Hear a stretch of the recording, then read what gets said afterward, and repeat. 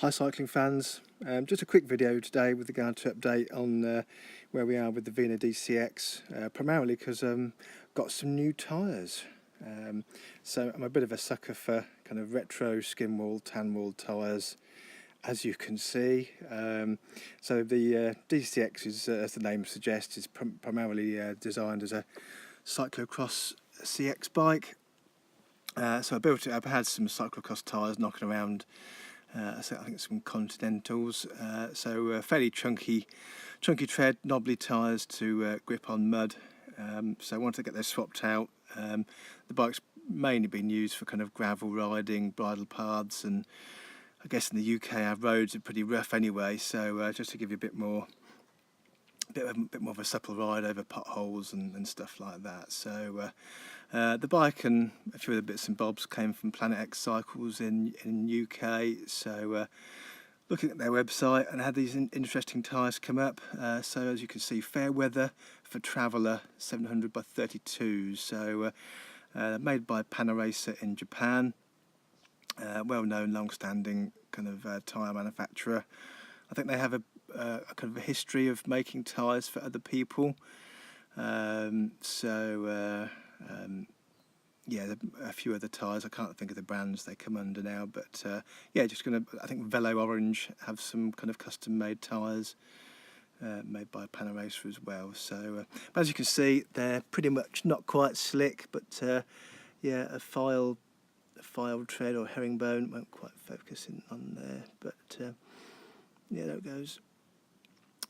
So yeah, so they're very supple. There's not a huge amount of rubber on there. I don't think there's any specific puncture protection. There's no Kevlar strips, anything like that.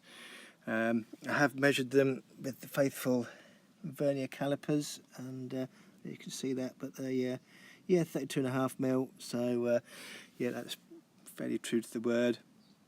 I guess the width they come up will change kind of dependent on what rims you put them on. So these are kind of medium width rims. The rims are designed for tubeless ready, but these tyres have tubes in, and the tyres are not tubeless compatible as far as I know. I guess the main issue I had, boy oh boy was it a big issue, was actually fitting the tyres. So I know tubeless rims and tubeless tyres tend to be manufactured with tighter tolerances. So these are tubeless rims but not tubeless tyres, and they were a complete a nightmare, we'll say, to fit. I've been fitting bike tyres all my life pretty much, and yeah, first time in years I've had to use tyre levers to fit the tyres, so which I know is a complete no-no. I broke one tyre lever fitting them, so a real challenge. I did pop them on in the end with no damage to the tubes if you're really careful, but so I'm slightly cautious now. If I get a puncture on the road, I'm going to be phoning home for a pickup rather than changing a tube on the road, I fear. But we'll see how we go on that. So. But I guess the most important thing we all know is how they look. I have ridden them for about 50 miles now, and they're really light, supple, quite fast on paved roads. I think somebody asked the question with regard to mud clearances, so I'll do a quick shot. So these are 32s again. So yeah, you could get. I had 35s on originally, so it's 35 with a little bit of mud clearance there. It's fairly consistent round the back as well. So I think we can just about see in there. So that's with 32s. Can we get down there?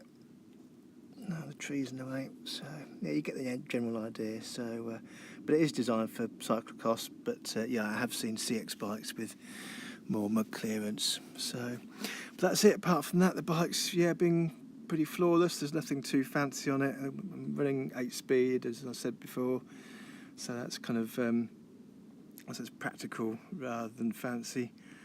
But yeah, I guess the issue now is how the tyres hold up for puncture resistance. So we're off to Italy next week, so but I'll be taking a different bike.